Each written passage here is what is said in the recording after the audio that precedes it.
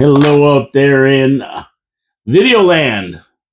Hey, we got a little bit different angle here today. You always have to play the angles. Well, I got to play the angles. They got to be right. Let's make sure everything's working fine. Okay, everything looks good here. All our mics are working. Hello out there in video land. Hello out there in radio land. How's everybody doing today? My name is Paul Kalemir. This is Habsolutely coming to you live from the studios of 4680Q in downtown Niagara Falls, Ontario, Canada. So let's see. What are we going to talk about today? Il fait très I don't remember any hockey games this week. So what are we going to talk about? No hockey games. No, there's no games. Pas de match de hockey. Last week, no. I didn't see the Habs play a game. You didn't? No, I didn't see anything. Well, I won't admit to seeing anything. I don't think Bilba saw much sometimes. Oh my goodness, what a week. You know, John, here's what I say. And this is my co-host, John Fillion. Jean-Louis Fillion, by the way. Bonjour, mes amis. You all know him anyway. It's hard to introduce everybody anymore. Why bother? They know who we are. I mean, we get calls from MSL every day almost. Don't we? Yes. Can we say that? Absolutely. Or is that just rumor? Absolutely. We need a guy named UC Plikkonen. UC Plikkonen? UC Plikkonen. Qu'est-ce que c'est? Who's this? You don't know UC Plikkonen? No. Okay. That's the problem. Most Habs fans don't know who UC Plikkonen is. Does he do the mail at the Bell Center? No, UC Plikkonen is the world's greatest auctioneer. Okay. And we need him to come in because Habs are sellers after this disastrous run of losses in the last 9 games. 8 out of 9 losses. The lucky 11 was supposed to put us into contention, and it did. And then here came these terrible 8 out of 9 games we lost. And that was it. The numbskull 9, I call it. That's the end of the Habs season. Sounds like it. Oh, so are we like going on holiday then?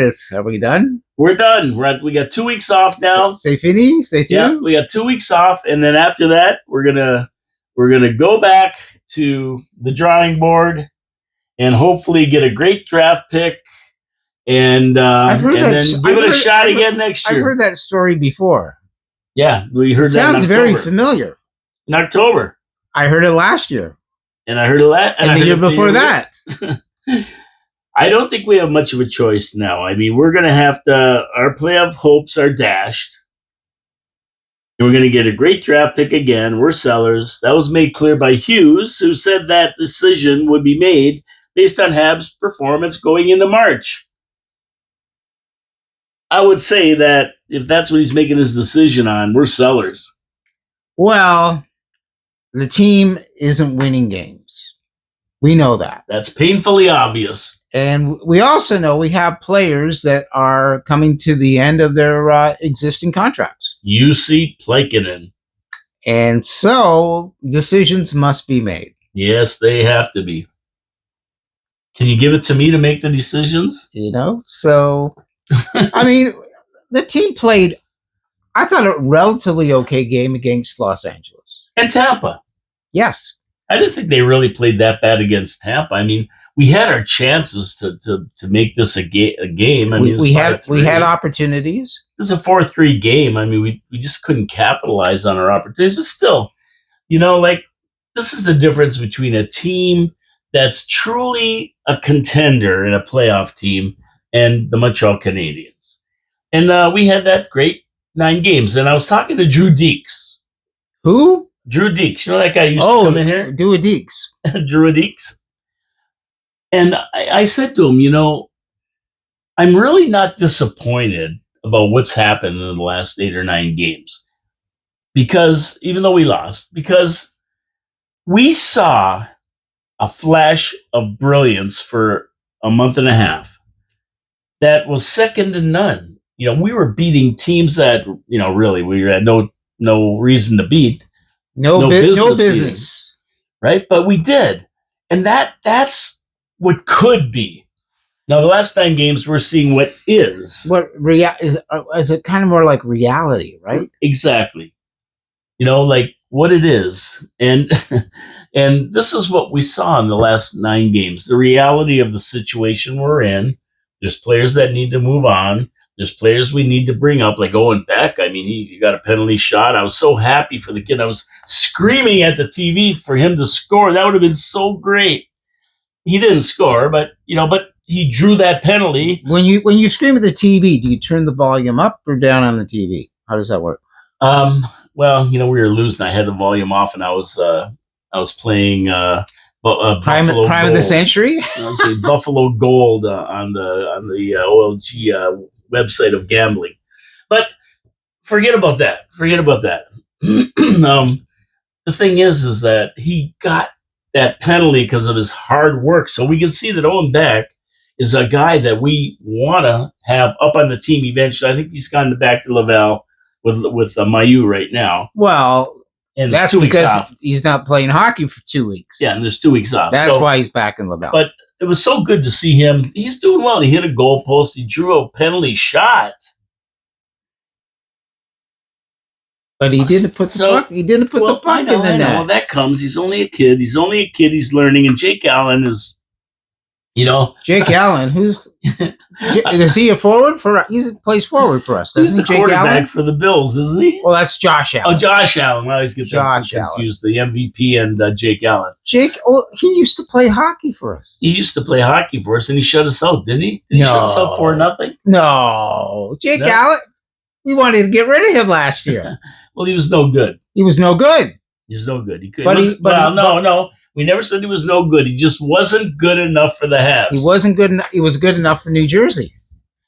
It appears so.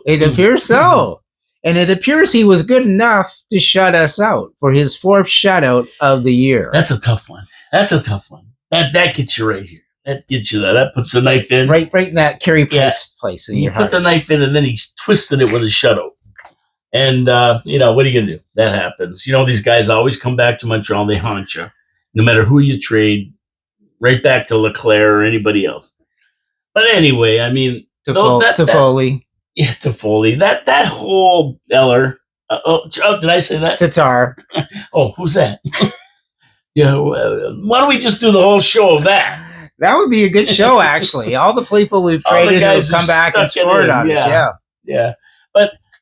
we did see that one stretch there where we saw the potential, and that really makes me look forward to the coming years for Montreal. So I'm not too down about these losses. I don't like them. You don't want to see your team lose. Well, you don't want to lose 8 games out of 9.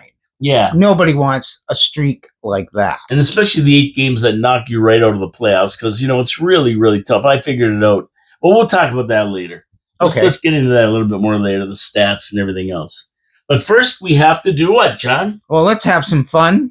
Let's have some fun. After a tough week that we experienced, and now 2 weeks of dredge. Yeah, well, and then, that'll maybe bring some of you people out of therapy. I know a lot of you went into therapy after this little run. Let's have some fun and have some Habs trivia. Very simple. Very simple question today. Excellent. Many who don't, you're probably going to get it. And then we'll get to viewer comments, too, which is Vinny who don't. He gives us the most comments. I love the guy. He's right into it. Who was the last player to spend his whole career playing with the Montreal Canadiens from his first game in the league until his retirement? Good question. I'll give you four choices. Good question, for sure. Thomas Plekanec, Steve Shutt, Guy Lapointe, or Andrei Markov. The first and last game he played was with the Montreal Canadiens. His whole career he played for the Habs. Thomas Plekanec. Right. Steve Shutt, number 22, like this. Yep. 22. See, 22. Guy Lapointe. Guy Lapointe. Or the General, Andrei Markov. I think Shuddy did play his whole career in Montreal. I don't know if he was the last player. I'll say Thomas Plekanec. Okay. And what do you think out there? What do you guys think out there? I'm Alex Trebek. I know the answer. Alex Trebek is not with us anymore, by the way. He played his last game for Jeopardy. Hey, so you guys out there, what do you think? Who do you think it is? Thomas Plekanec, Steve Shutt, Guy Lapointe, or the General Andrei Markov? The correct answer is number 4, Andrei Markov. Oh, really? How long was his career? He lasted 17 glorious years with the Habs. It's impressive. And he was the last player to last that long with the Habs.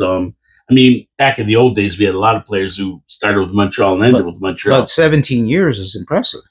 It is. He played for them 17 years, and I think it was between 2000 and 2000 maybe 1998 to 2015. Very impressive. I got it written somewhere there. Yeah. But he spent 17 years with the Habs, drafted in the 6th round, number 162 in the 1998 entry draft by the Habs. Played 17 games, 990 games, 119 goals, 453 assists. He was a fixture on the D and a fan favorite. I loved Markov. He was good. Like, you knew when that guy was on the blue line, everything was going to be okay. You never worried about Andrei Markov. He was called for the General for his ability to patrol the blue line and quarterback the power play. He was a cool professional and fierce competitor, a leader that was well respected around the league. And, the sad thing is, and I didn't know this, he was never captain of the team. For some reason, I remember him having the C on there, but obviously it was an A. It wasn't a C. Never named captain of the team. 17 years, that's a long stretch. And he was he was named an assistant captain in the 2009-2010 season. He never received any awards on defense. Never got the Norris. Never got any awards. So he was on the All-Star game. He was in the All-Star game in 2008-2009. And he retired from the sport after spending the last 2 years of his career in the KHL. And he retired in 2020. It's too bad he didn't get 10 more games in to make the 1,000 mark with the Habs. So he went to KHL. Yeah, for 2 years after he retired from the Habs. Now, currently, do we know what he's doing? Yeah, he's just floating around. I mean, some guys said he was going to come back with the Habs, maybe be a defensive coach or something. Which might not be such a bad idea. So his name's there. He comes back every once in a while, but he's probably still involved in hockey at some level. These guys can't just give it up. No, and we could definitely use somebody helping us at the blue line. Yeah, it wouldn't hurt, right? I think it would help extremely, especially a guy like him who did it so well. I mean, everybody loved the General. I mean, well, the whole idea of patrolling the blue line. Yeah, like that's what we need. Ownership. Somebody to help out. Ownership of the zone. And John. Yes. A lot of people out there may have thought like you did, Thomas Plekanec. Right? Right. And I wrote this down because I knew you were going to pick him. There you go. I did. I'm sure you did. Right. I wrote it right there. See, John. A lot of people. I can see that. And you would have, and some people would argue that point all day, because what happened with Thomas Plekanec, and that's why it fools a lot of people, is he played his whole career with Montreal except for 17 games. In the 2017-18 season, just before the trade deadline, he was traded to the Leafs, and he played 17 games with the Leafs. Poor guy. Including in the first series against Boston, which the Leafs lost, but he had a couple goals and assists in that series.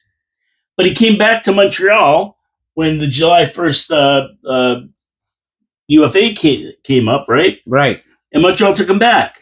Well, yeah, I mean, How could he not? You have to play with the Leafs. You want to get out of Toronto as soon as you could. So he technically finished his career with Montreal and started it, but there was that 17 games. His whole career wasn't on the Montreal Canadiens. A little window. So we caught you on the technicality, John, but I would have probably guessed that too. I thought for sure. Yeah, and most people probably would have. So very close, but not the right answer. Sorry. Did Shutty play his entire career with Montreal? No. Steve Shutt went to LA Kings. Oh, really? And played a bunch of years there. Wow. He was traded.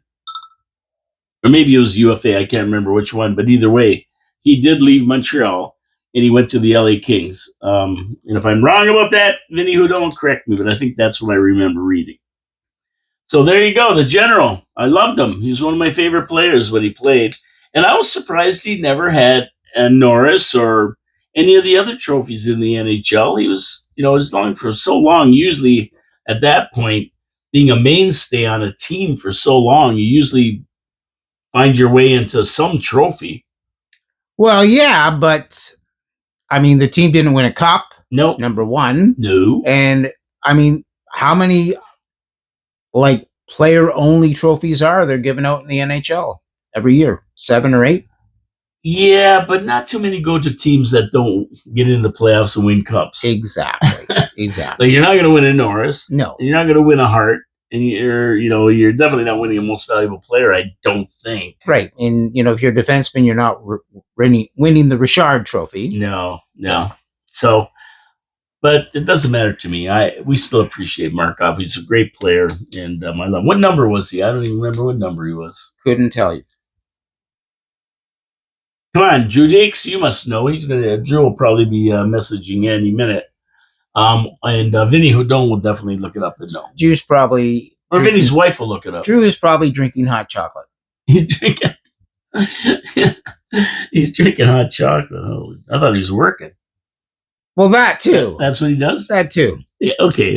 That as well. So let's get to some video comments. And like I say, Vinny Houdon is our greatest commenter. And as soon as we get some T-shirts made up, I'm going to send Vinny one for sure.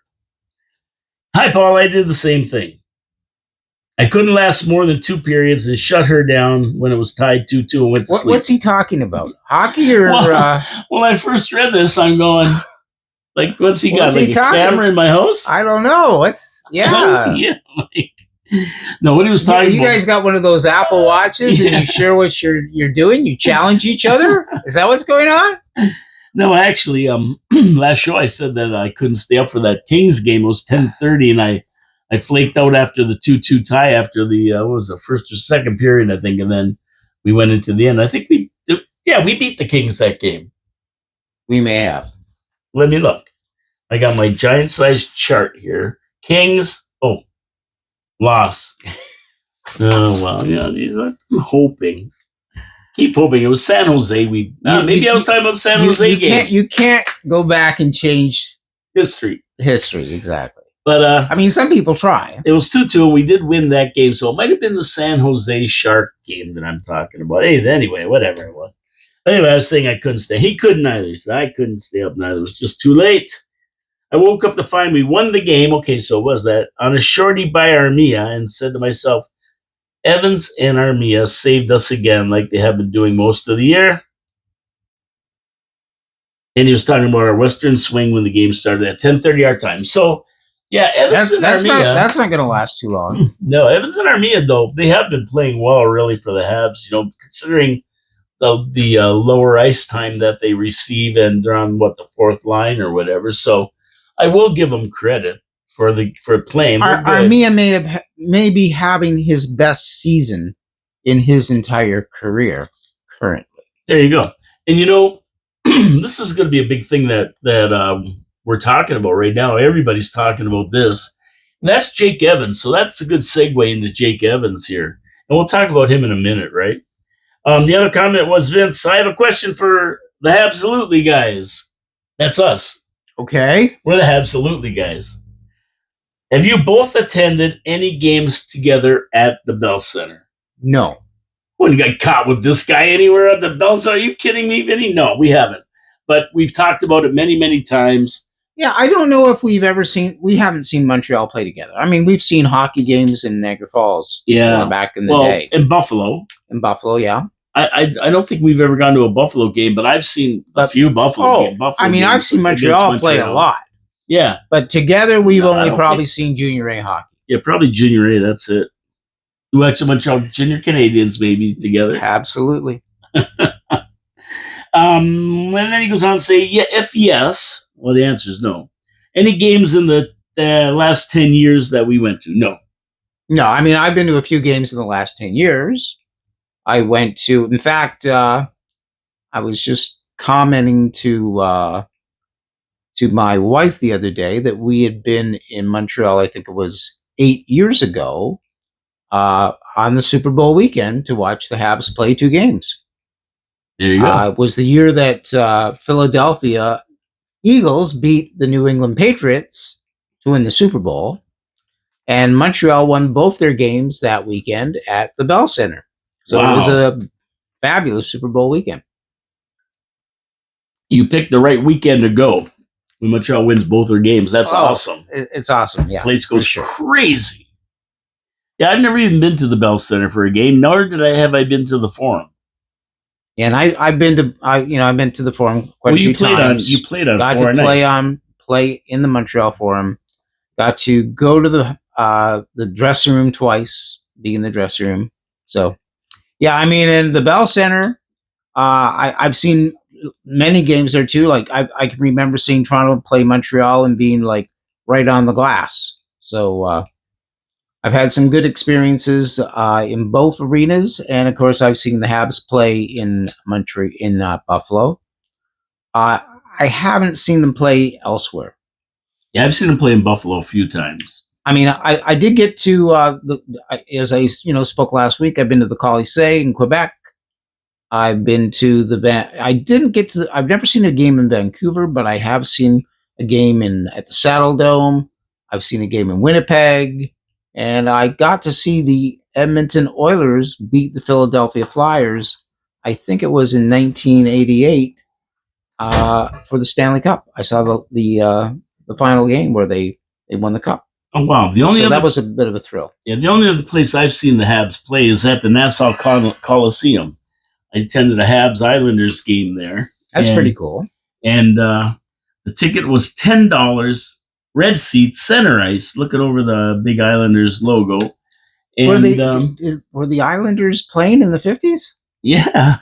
Oh my goodness. Yeah, it was an awesome game. Actually, we lost. Montreal lost, and of course, everybody there was razzing me about it because I had that black Montreal shirt I wear with the big crest on it. Wow. Yeah, and I was wearing that, and so of course all the fans were giving it to me. But to be honest with you, the fans really weren't very abrasive there. They were more looking at the scoreboard, and every time the Rangers' name would pop up, they'd boo and yell and scream. And so my wife says, like, why are they booing and yelling and screaming? It's like they're having a face-off. I go, look at the scoreboard, right? And it was the Rangers because they hate the Rangers and the Rangers hate them. Yeah, and I've been actually to MSG, and I've seen one game there between the Penguins and the Rangers, and yeah, there's definitely an interesting audience at Ranger games. Yeah. So I watched them, and they lost. Montreal lost to them, and then I went the next day for another $10 ticket, and I watched Washington play the Islanders, and the Washington Caps beat the Islanders in that game. So 2 games in Nassau Coliseum. I don't think I've ever been to any other games outside of Buffalo in that game. I was trying to remember if I went to an Anaheim Ducks game. I used to spend a lot of time in California, but I don't think I ever did. Yeah, and I've also seen many Hab games in MLG and whatever they call the Scotiabank Arena, I guess now. Where's that? Toronto? In Toronto. I think I never saw a Habs game. I went to see the Leafs play once, and that was enough. Yeah, no, I'd go to see Montreal. I mean, it was great. I was right at Yonge and Dundas. You could walk up the street back in the 80s, buy a standing room ticket, and good to go. Yeah, and you'd be seeing Wendell Clark and Patrick Waugh. And he says, Also, maybe we can set up a game where we all can attend together next year. That would be awesome. Yeah, we'd meet up with you up right in Montreal.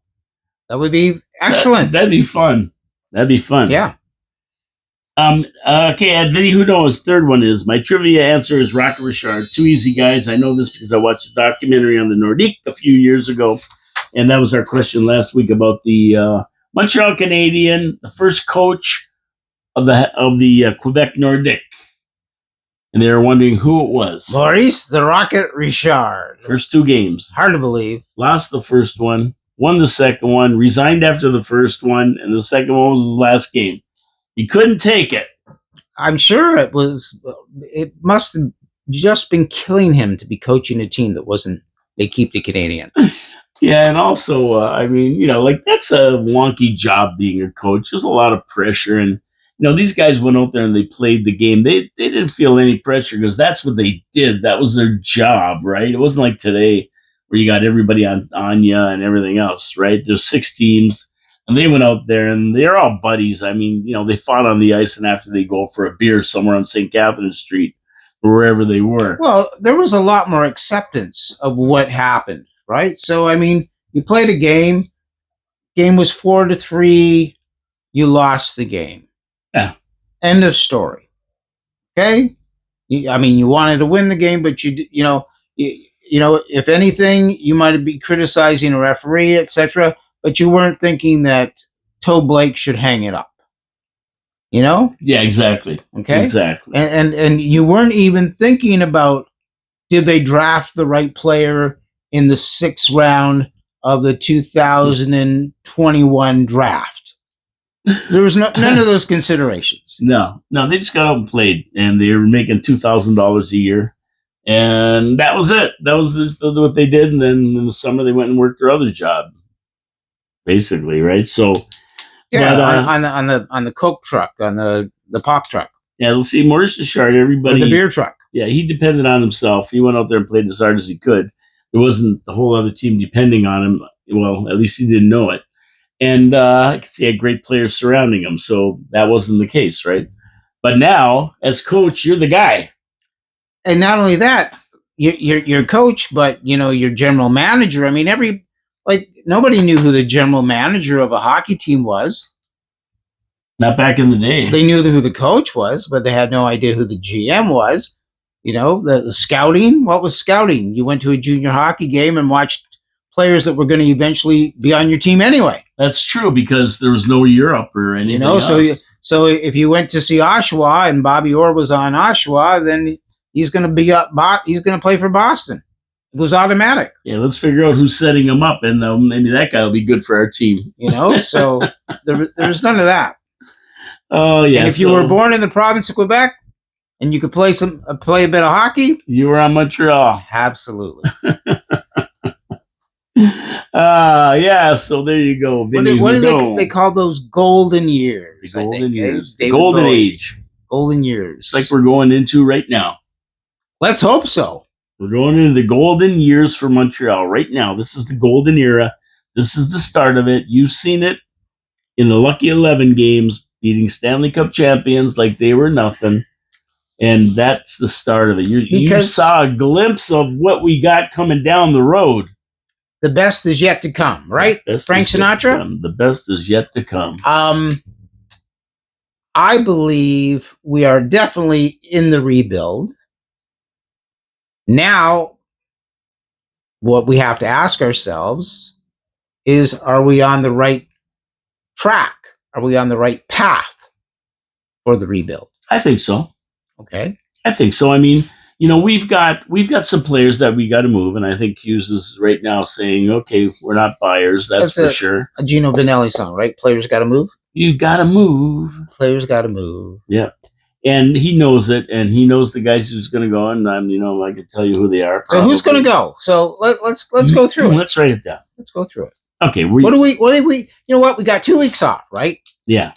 So what do we got to get done in the next 2 weeks? Well, before March 7th, I think that's the trade deadline, isn't it? Yeah, but I mean, for 2 weeks now, there's no hockey. We don't have to worry about somebody getting hurt. We don't have to worry about bringing up somebody from Laval. We don't have to worry about Montembeau. We don't have to worry about going to play. We don't have to worry about who we're going to pick to be in goal. So what are we going to do? We do have to worry about who we got to pick to be in goal. So what are we going to do over these next 2 weeks?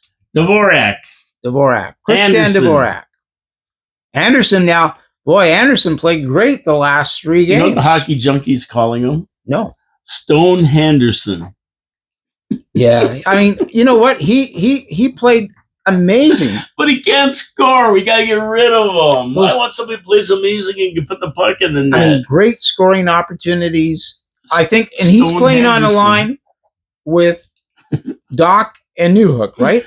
I don't know. I lost track of these guys because Lonnie was down there. Liney was down on the fourth line for a while, too. So that's what I mean. Doc and Newhook, the second line, had Anderson come up and play. And Anderson was like, he was an offensive threat. And I use that word. I know he is. I use that word politely. He was a threat. We've been saying that for 3 years. He's a threat, but he doesn't put the puck in the net. He had a penalty shot. He didn't score. Yeah, like Owen Beck. Well, Owen Beck's a brand new kid, 20 years old. He's been here 100 years, and he still can't figure it out. Well, that's part of the problem, right? Maybe one guy is only just starting, and the other guy is maybe finishing. Yeah. Right? Good point right there. Okay. But Stone Henderson, he should be. I love it. I love Hockey Junkie, by the way. If you ever get him on YouTube, check him out. So Dvorak, Anderson. Yeah, and the other stiff, Armia. He's got to go. Armia, who's had his best season ever. Yeah, he's a beautiful trade guy. We can get something for him. We got to get rid of him. We can get more than a cigarette butt and a shoelace for him. Who else? And who's the other guy? I don't think they make cigarette butts anymore. Kind of like pennies. I wrote a bunch of guys down here I want to get rid of. Let me just get over to here. Where did I put them guys down? Savard and Struble. Savard and Struble. Yep, Sammy Gingo. Sammy. Montembeau. Monty. Yeah, he can go. Get him out of here. Primo's got 10 wins. He's undefeated since he went back to the AHL. He put Laval in first place. Whoa. Wait a sec now. I know in a previous show when I mentioned in a previous life, when I mentioned that Primo had gone down to Laval Rocket and had won his last 2 or 3 games, you were like, "What the hey?" Well, see, he's conditioned. But now you seem to be bright about him. I love him. Bring him up. Let's go. Come on. We need winning goaltenders. Him and Dobish and get rid of Sammy. That's what I say. Okay. Am I on the line here? No. Okay. Pez. Well, yeah. I mean, I don't even know if Pez is with the team anymore. He's got to go. I think he's in Laval. But basically, we do have to get rid of some of these guys. Some contracts are coming up, and don't renew them. Those are the keys. I mean, the players with contracts. That's Armia for sure. I think that is Dvorak. Isn't Dvorak up? I don't know. He may be Dvorak, and the other contract would be a guy named Jake Evans. Well, this is the big problem here that I have right now. Is Jake Evans? Is that a problem? It is a problem because I love the guy, and I think he probably will be reasonable to keep. There's a lot of conjecture to the opposite of that. That they have sat and talked recently, and there's a bit of a divide between the two. What I'm pointing at is this huge airplane flying at around 400 feet over the city here, landing somewhere. So I get distracted easy. I'm sorry. Look at it. It's a big C. Now I see it. Yeah. Holy shite. Big C-17 Globe Star. I looked out and I didn't see it, and now I see it. It's the size of a giant eagle. We don't have any towers in the city. No. We have a couple actually. No, he's going into Niagara Falls, New York. There he goes. But it's a sight to see him come over that low, that big of a plane. That is pretty low. Yeah. So anyway, Evans. So Evans, everybody's saying that he wants more. They can't make a deal, but I don't know. He might just stick around. He likes the team. He's doing well and that. But I don't think there's going to be a time in the future that Evans is worth more. Like they're talking, they can get a second round draft pick for him. Well, right now, Jake Evans is making $1.7 million, I believe. Yeah, I'd like to see him around this year, 3.5. But he's going looking to at want 5. Yeah, exactly. He's going to want 5. So right away, you don't really want it, and I don't know how many years he wants 5 for. So there's definitely going to be a problem signing Jake Evans to what you want. Yeah, see, So 3.5 doesn't matter to me because you can move him easy for 3.5. But 5.5, you're getting up into the territory where he doesn't perform as well. He's a fourth line player, third line player at best. That's a lot of money to pay for that level of player. Even though I love him to death, don't get me wrong, Jake. We love Jake Evans, right? absolutely. But at the end of the day, really, how much can we pay him? And there's a little guy that's not too bad called Owen Beck that can come up and take his place. Well, and like you say, right now, Jake Evans, of all the players that we've discussed, he is probably the most likely player that's another team would want. Right. I think so. Okay. And so therefore, he is our best, what we would call trade bait, I guess. Trade bait, and we could probably get something pretty good for him. Like a second round draft pick is pretty good. If we're not going to sign him anyway. Are we looking for draft picks, or are we looking to find some players that can actually shore up the team immediately? Well, I would say in where we are right now, we're trying to make a deal for Jake Evans. Mm-hmm. I don't think it'll be a trade. I think we'll take draft picks because any player who's going to be competing for Stanley Cup is in the playoffs, or at least think they're going to be, or need a player to get them there. They're not going to want to give up anything for him because they're trying to make it. They don't want to give up any good players unless they have an abundance of a particular position. Yeah, if you catch one team like that, then you might be able to make a deal. But more than likely, they want him to help shore up, and then they hope they can sign him because he's a UFA. There's no guarantee if you're buying him as a rental player that he's going to stick around. So now you're getting him for 1 year, and that's it, or you're saying this is a player that I see a future with our team with for 4 to 5 years. Yeah, and then you extend him, right? You extend him. Absolutely. You re-sign him, whatever. So it's going to be a tough one, but I think probably a draft pick is where we're going to go. We're not going to see another player back. So Jake Evans is going to be gone for at least a draft pick. Okay. Yeah, good draft pick too, second round. Yeah. I mean, I don't think they'd move him for less than that.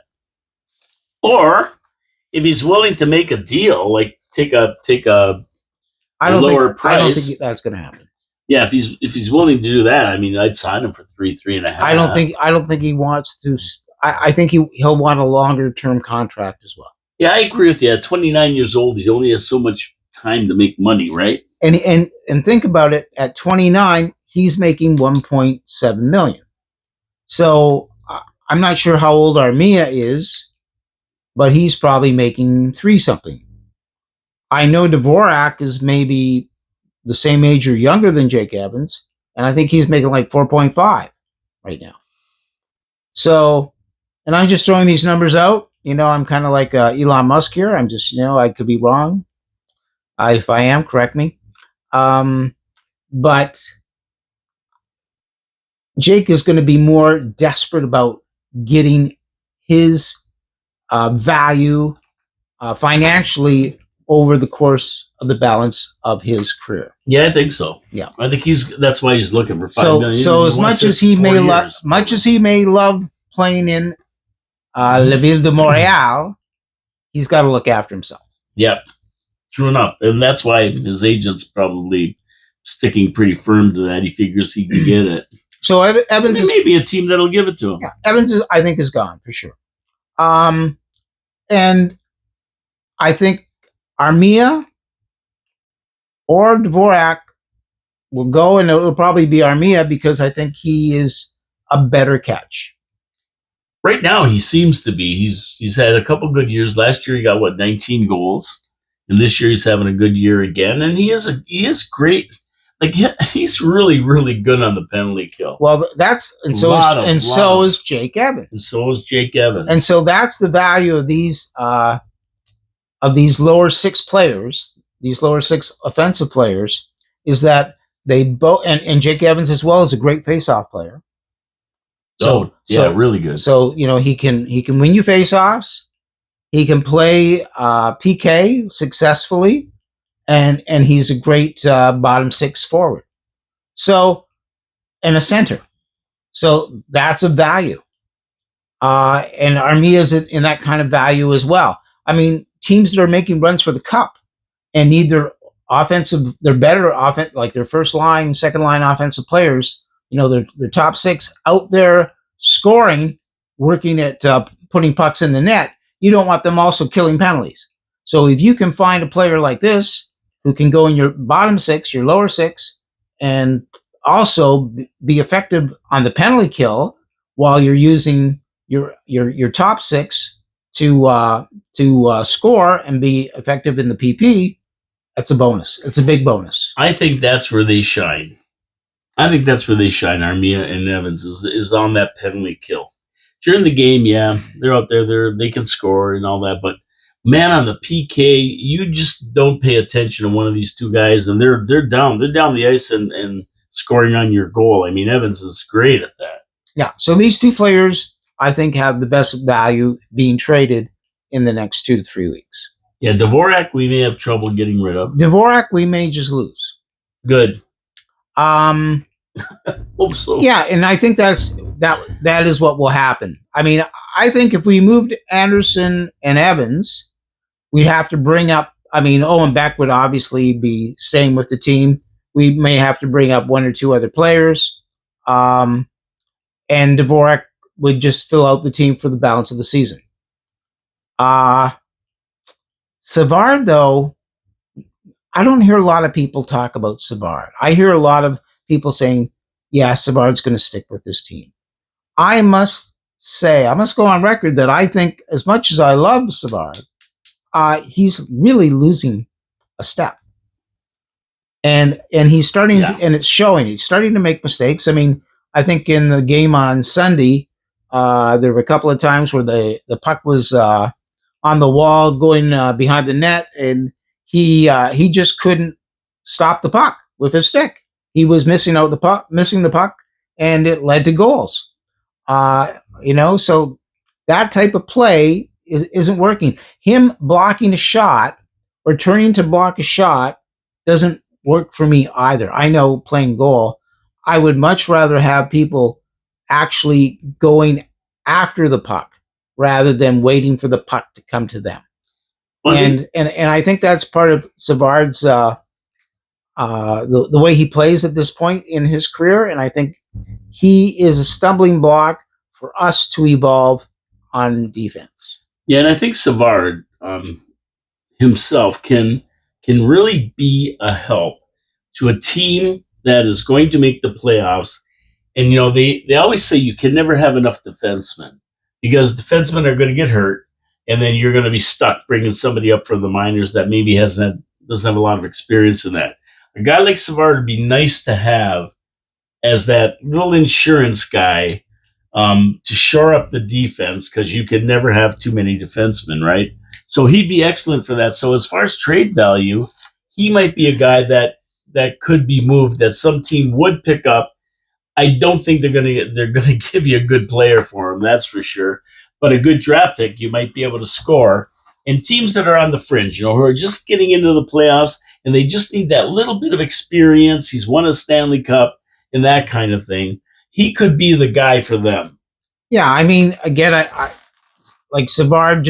I don't see him in the future of the Montreal Canadiens. No, I know a lot of people have said that he is very important right now in the development of the team, within the dressing room, et cetera, that he brings all this, background, this experience. Yep. But I think it's starting to impact on the way the team plays defensively. Yeah. And for me, during these next 2 weeks, I think we really got to look at how our team plays defense. And if it was the Habs, if we had a shot at making the playoffs, I wouldn't even be having this conversation about Savard because I would just be saying keep him. I mean, he's won the Stanley Cup. He knows what it takes to get through playoff series, so he'd be valuable to have around for the younger guys on defense in our team. But since we're not, he's dispensable as far as I'm concerned. So yeah, if we can get something good for him, move him, and I think some team might just want him. So I think he could be gone. It's possible, but I think we need to move him. I think we need to make a decision on Savard. I really need to see this team playing a little differently defensively. Jacob Dobas on Sunday, he got pulled after 3 goals. The first 2 goals were unstoppable. Yeah, nobody was stopping those. And both goals were scored by Tampa Bay players. I mean, the first goal, there was just a Tampa Bay player and Dobas, and he put it up high in the very top corner. It was like a remarkable shot, but there was nobody between him and Dobas. On the second goal, there were 2 Tampa Bay players in front of Dobas, nobody between them. We've really got to look at why this is happening as far as our strategy with defense. What are we doing that we're, are the D players leaving the zone too quickly? They're clearing out before the puck has. And so if another team, if the team that we're playing against gets control of the puck in our D zone at that point, as we are trying to take it out, and we do a poor job of trying to move it out, our D players are jumping already because they want to get into the mix of the offensive onslaught. They want to be part of the rush, and I think they're leaving too early. We've really got to re-examine how we're playing D. Who is our defensive coach? Do you know? I don't know, to be honest with you. I don't know neither. That's why when you were talking about the I would like to. When you were talking about the general today, I was like, yeah, we could use that general guy to be the defensive coach. Yeah, I patrolling the blue line. But that's what I'm not seeing. And I love Owen Beck. I love Logan Mailloux coming up and scoring a goal the other night right away. But that was a perfect goal for Logan Mailloux because he was the last man up the ice. He skated into position at the blue line. Newhook had the puck deep in the O-zone. He threw it up the wall, and Mailloux let it go, and we had a goal. That was perfect. But we can't continually have defensemen playing 120, like playing that ice surface. They just can't do it physically. You can't, you pass a puck now from blue line to blue line, and there's just no way you can get back in time. Yeah, there's another guy too that I'm looking at. Maybe he'll be gone. Okay. Kirby Dach. Wow. Well, what has he done? Well, he got hot in the middle when the Lucky 11 was going on. Well, so did Laine. That's true. And where are they? Well, Laine's on another line. He's on another line, all right. And Dach is trying to catch up to Newhook. I like him. Newhook has been playing great. He's been playing great. He's fast. But Dach really, I mean, he's, I know he had the season off and blah, blah, he's back, but, he's just maybe not panning out. Not every move that Hughes makes is going to be a genius move. Sometimes it is what it is. And I don't know, man. I just don't like the play of Kirby Dach. He's just, I don't know. It's just not the kind of player that we need on the team. Well, so I gotta start wondering how long he's going to be around. As we get some players coming up that could, make inroads on the first 2 lines, and like Demidov. And Dach is on the second line, right? Yeah. Right now. Demidov, or whatever you call him. I call Demidov. And Hage. These guys are coming up next year, maybe, and Hage will be up next year. Maybe he'll make the team, maybe he won't. But regardless, I mean, there's going to be a time when Doc is going to start dropping down to the third and fourth line because he just isn't keeping up and doing anything on the other two. How long can we keep him there if he's not? I mean, maybe that's all he is, though, is a fourth line center or a fourth line winger, or a third line center, a third line winger. We thought Chicago was a little bit premature in getting rid of him, but maybe Chicago knew something that we didn't. Well, here's another question. How long do we give him? So we got 2 weeks that we're not playing hockey. 2 weeks. 2 weeks. So what's going on during those 2 weeks? Jamaica, Bahama. Come on, pretty mama. So it's the NHL goes on holiday, but there is something going on. If you go to Jamaica, four you'll see teams everybody. are playing in the NHL still. Well, 4 teams are playing. There are players that are playing. So but not teams though. No teams. So are any of our players playing over the next 2 weeks? No. Monty is playing. Well, he's a healthy scratch. He's playing for Team Canada, right? Well, he's on Team Canada. He's on Team. We'll see if he plays. He's the only Montreal Canadian on Team Canada. Man, you got a couple of guys there who are playing lights out in the season that I don't think they're going to move out for Sammy Montembeault. Right, but Monty is the only player on Team Canada from our team. That's all. And then I believe Patrick Laine. Yeah, they're playing for. Is playing for Sweden or Finland. Finland. Good. Okay. And the other player who's playing for Finland from our team is the other player, but he is injured. Gooley is Caden Gooley? No, Gooley. I don't know. I don't think so. No, do we have another Finnish player? But yeah, he got hurt. Which guy was that? No. Oh, I keep losing track of these guys. Who is it? It's what's his name starts with an H, I think. H. Oh yeah, Heineman. Yeah. So Heineman is made the team, was selected to the team, but isn't playing on the team. Right. So how come we have this team that we're rebuilding and none of the players were good enough to play for any of the 4 teams? Well, because there's guys like McKinnon and McDavid and Crosby and a whole list of players that are better. Do we have the right players? That's a great question. We have the right future players, maybe, because they're young and they don't have the experience as other guys. I mean, we got a guy named Nick Suzuki who was our most valuable player for the month of Janvier. Yeah, who never made it.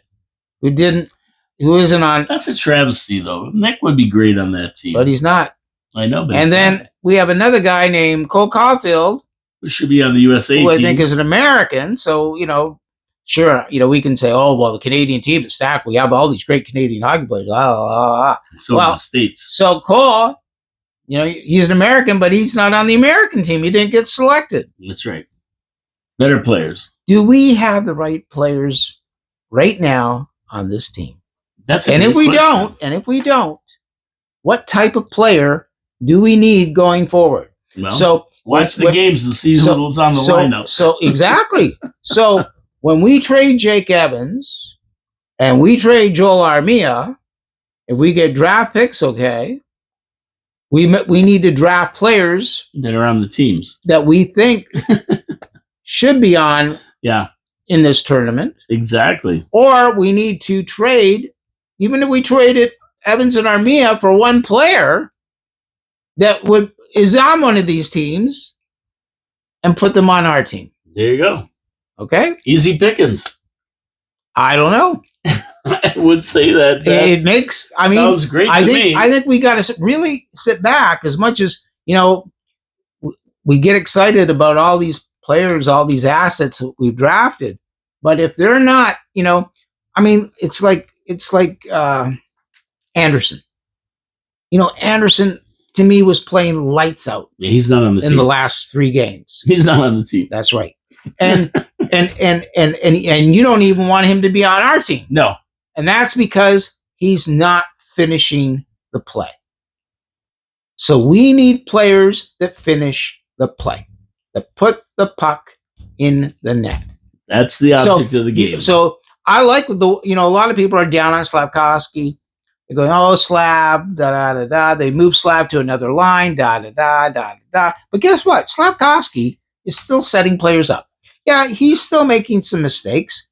I mean, the first goal in the Tampa Bay game, Slav had the puck in our D zone. He threw it up to CC. It kind of got caught in CC's skates, and then it drifted out. And then the next thing, Tampa Bay had it. And at that point, our D had moved up. It got passed to a Tampa Bay player who was just in front of Dobas, and it was in the net. It's important to try to start plays, and maybe Slafkovsky, because he's only 20, I think, still. Yeah, he's going to be 21 pretty soon. Like in March, I think. But as he acquires this experience, he's going to have to say, no, I'm not passing it so close in my zone to CC because he's not going to be able to control that pass. I'm going to do something else with the puck. That's the experience that we need these younger players to start to learn, to pick up. And that's why if Savard is going to go behind the net and not be able to stop the puck behind the net, and then if he's going to come out front and then go into like a 3-point crouch to try to block a puck too far away from the player with the puck, so that it's eventually going to get through anyway, and probably pick the open spot that Dobas hasn't covered. We need to move those players and let our younger players get developmental experience playing hockey. Yeah, well, you know what I mean. You can't replace game time, right? Game minutes, right? So again, it's great to have Anderson playing so well on that second line right now. But if he's not putting the puck in the net, if he can't complete the play, then we got to rethink who we have out there. I think one of the most interesting things that I'm looking forward to over the next 2 weeks is Patrick Laine. How he plays for Team Finland. That's going to be. What if he lights it up there? What if he lights it up there? There's going to be questions. Hab fans are going to be asking questions. I mean, Hab fans have started to get on Laine, but Laine is. I mean, he's made a pretty good contribution for the short period of time he's been with the team. True. Yes, we want more out of Patrick Laine. We want him to be a more complete player. Well, is he a more complete player? Can he be that? I mean, he was off for a year and a half, almost 2 years with no NHL playing. So he's still really in the comeback mode. Well, according to what I've read, he's a streaky player anyway. He'll give you he's like Pacioretty. He'll give you a bunch of goals, then you won't see him for a while. Then he'll come back and score, a bunch of goals.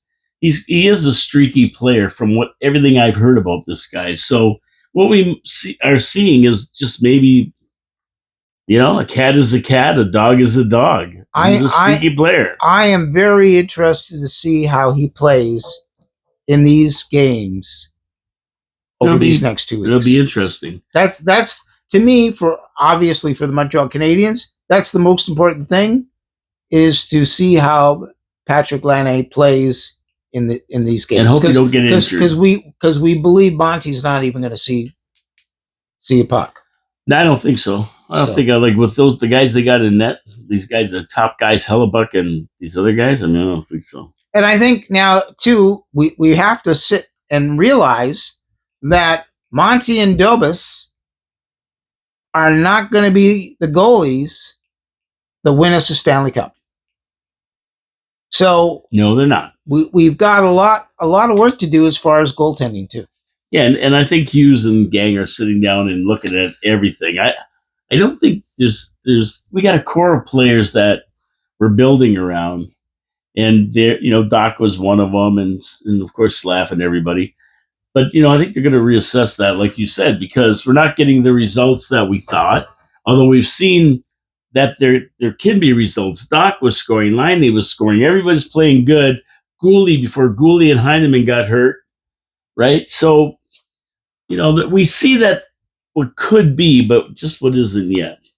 Now, I want to get to some stats because our stats have crashed and burned. Dropped under 500, under 500, and we're in 23rd place. Our record don't matter anymore. We were at a -9 in our high water mark, and now we're -31. We've dumped. And well, we've losing only got losing 20 the game 4-0 doesn't help that, does it? and 5-3 and everything else. We've lost 8 of our last 9. We'd have to pick up 40 points to get to 95 points, and that means winning 20 or our last 26 games, which is a 77% win rate. No, we haven't done that all year. And we probably haven't done that since 1978. So there's that. I mean, it's over, but that's fine. We know where we stand. Hughes is there. We got no games for the next couple weeks because of the break here, this dopey break that I hate. Anybody who's got momentum is going to be slowed down. And for Montreal, it might be good to regroup. So I got to say, I think that's good for the Habs. I think the Habs were. I mean, they were looking tired. Anything that can change things around, and this being a break, may help. Yeah, I agree. Now, the Toisy-12, the Semaine dernier, me personally, I couldn't pick any stars. But we can go over to other leagues where our prospects are doing great. Demidov, Hage, Fowler, all looking pretty good for the Habs right now. Great prospects, and they're going to be ready probably to come up next year. Shout out to Owen Beck, who's been playing terrific, and a penalty shot. He missed, but his tenacious play led to the attempt. Good for Owen. He'll be part of the Habs team sooner than later, guaranteed. That's my Toisy-12, the Semaine dernier. Nobody in particular, everybody in general. And looking forward to next year right now. And the trade deadline, and the draft, and the UFA. The regular stuff we look for coming towards summer.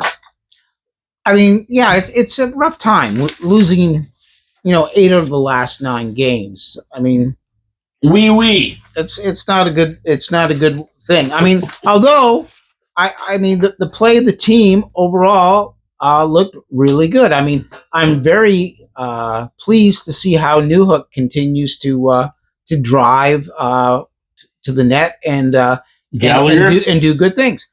Gallagher has been playing lights out. Yeah, oh yeah, he's been a good one. His hockey sense is like totally. It's almost like he's like rebirthed. Like he's showing great decision making by knowing where to be with the puck and not giving up. So in the game against Tampa Bay as well, he could have had 3 goals. Yeah, like a couple. He missed the goal at the very beginning of the game, but he didn't let that frustrate him. He continued to play his game and put 2 pucks into the net. So you Dvorak, got a goal. So I mean, we're getting goals from people, not the people we want to see goals from. Yeah. I.e., I know we want to see Suzuki and Caulfield and Slafkovsky's name on the score sheet, a couple of times at least each game. I think we have to. It was not, like we want to, but we have to. I mean, if we're going to go anywhere in the league, we got to have our first line and our second line, which we thought was going to be a juggernaut with Doc, Newhook, and Laine. Another line that we thought was going to really, really pay dividends, and really they've kind of just like disappeared. It's not funny because we thought Laine and Doc could be lights out. Yeah. And we weren't even thinking about Newhook. And Newhook right now is really gangbusters. Yeah, he's good. He's doing some really good things. And of course, like that being said, now we've got time to see how Owen Beck can fare and get some NHL experience. It'll be interesting to see if we keep Logan Mailloux up now, and they want to develop him maybe with Lane Hudson. And I think it's vital that we recheck our strategy of the way we play the game of hockey, our philosophy towards playing the game of hockey. And that's something that MSL is going to have to really sit down and concentrate on and say, have we selected the players that will play the style of hockey that I want this team to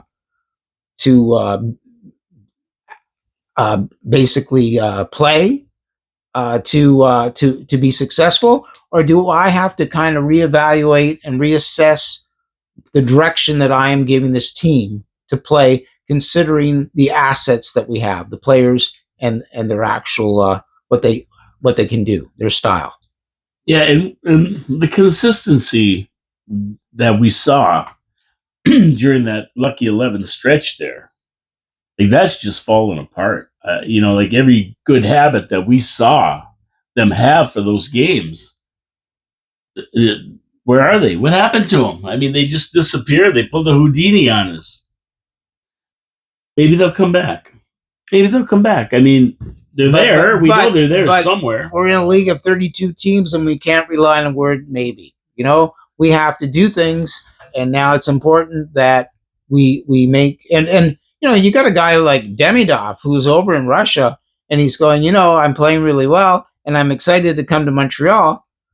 And so, as much as we're watching what Demidov does on the KHL, he's watching what's going on in the NHL.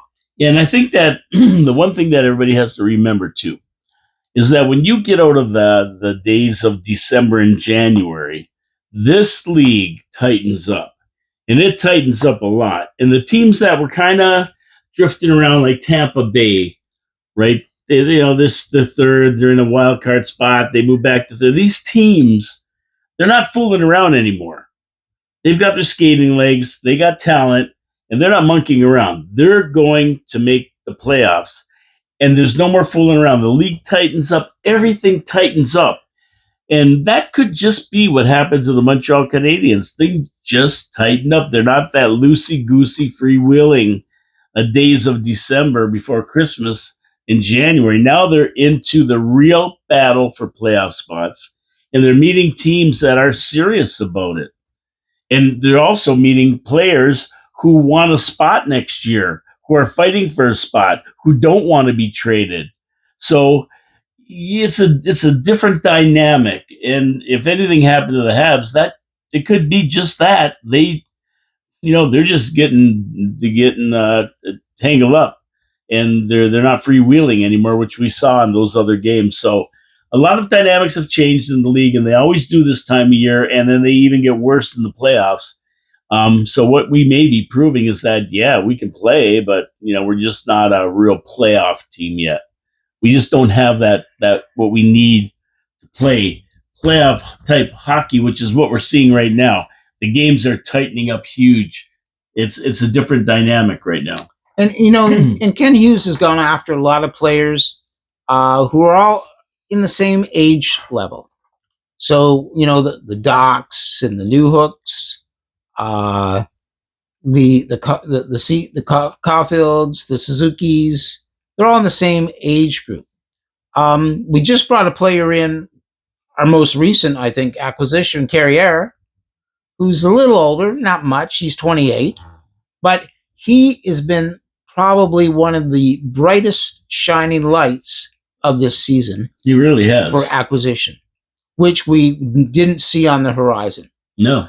And that's, I think, a kind of player that we need to go after. Yeah, bona fide NHL players who know what they're doing and can play their position. Absolutely. And on that note, we're getting out of here. You got anything else? No, c'est fini. Aujourd'hui, it's gonna storm. We gotta go hunker down. Yeah. It's gonna be a bit like Eastern Townships today in Ontario. Yeah, Shutter Island. It's going to be a wacky day here. It's supposed to get a lot of snow and then turn into freezing rain and rain. It's going to be a wacky 24 hours coming up.